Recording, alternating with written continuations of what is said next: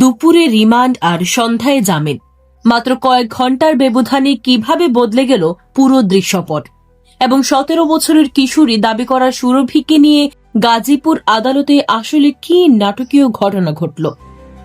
ঘটনাটি গাজীপুরের, যেখানে চাঁদাবাজির মামলায় অভিযুক্ত তাহরিমা জান্নাত সুরভিকে দুপুরের দিকে আদালত 2 দিনের রিমান্ড মঞ্জুর করে। কিন্তু সেই আদেশ বেশিক্ষণ টিকল না। ঠিক সন্ধ্যা 6:30টায় জেলা জজ আদালত সেই রিমান্ড স্থগিত করে সুরভিকে 4 সপ্তাহের অন্তর্বর্তীকালীন জামিন প্রদান করেন। আর এর মাত্র 1 ঘন্টা পর, অর্থাৎ সন্ধ্যা 7:30টায় গাজীপুর জেল থেকে মুক্ত বাতাসে বেরিয়ে আসেন সুরভি। কিন্তু কেন এই মামলা, আর কেনই বা এত আলোচনা?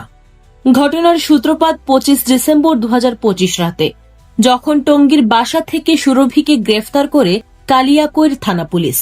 অভিযোগ ছিল বেশ গুরুতর। জুলাই আগস্ট আন্দোলনের হত্যা মামলায় ফাঁসিয়ে দেওয়ার ভয় দেখিয়ে এক ব্যবসায়ীর কাছ থেকে মোটা অঙ্কের টাকা দাবি করা। সুরভির সমর্থক এবং আইনজীবীদের দাবি, সুরভি একজন 17 বছরের নাবালিকা, তাই তাকে এভাবে গ্রেপ্তার বা রিমান্ডে নেওয়া সম্পূর্ণ অবৈধ। এর মধ্যে অভিযোগকারীর একটি কল রেকর্ড বা অডিও ফাঁস হওয়ার গুঞ্জন ওঠে, যা ইঙ্গিত দেয় যে পুরো মামলাটাই হয়তো সাজানো বা মিথ্যা। আদালত প্রাঙ্গণেও ছিল চরম উত্তেজনা। সুরভির রিমান্ড বাতিলের দাবিতে আইনজীবীদের হট্টগোল এবং প্রতিবাদের মুখে পরিস্থিতি থমথমে হয়ে যায়। অবশেষে জেলা জজ আদালতের হস্তক্ষেপে রিমান্ড বাতিল হয় এবং সুরভি জামিন পান। জেলগেট থেকে বেরিয়ে সুরভির মা আবেগাপ্লুত হয়ে জানান, জুলাই আন্দোলনের যোদ্ধারা পাশে ছিল বলেই তার মেয়ে এই মিথ্যা মামলা থেকে মুক্তি পেয়েছে। দর্শক, মাত্র কয়েক ঘন্টার এই আইনি লড়াই প্রমাণ করে জনমত এবং সঠিক তথ্যের জোর কতটুকু।